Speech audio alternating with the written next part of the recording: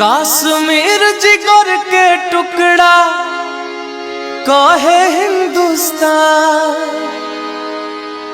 कश्मीर जिगर के टुकड़ा कहे हिंदुस्तान।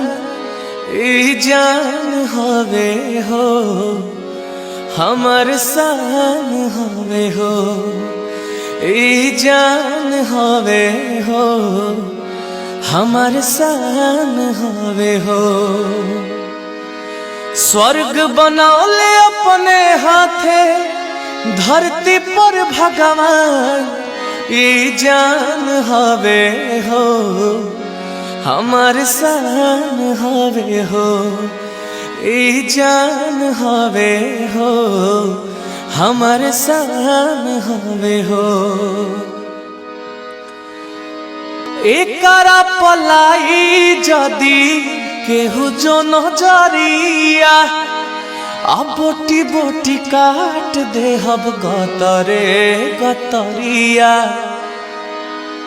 हाँ एकरा पलाई जदी केहू जो नजरिया, अब बोटी बोटी काट देहब गतरे गतरिया। एक साथ जय हिंद बोले ले हिंदू मुसलमान, ई जान हवे हो हमार शान हवे हो, ई जान हवे हो हमार शान हवे हो।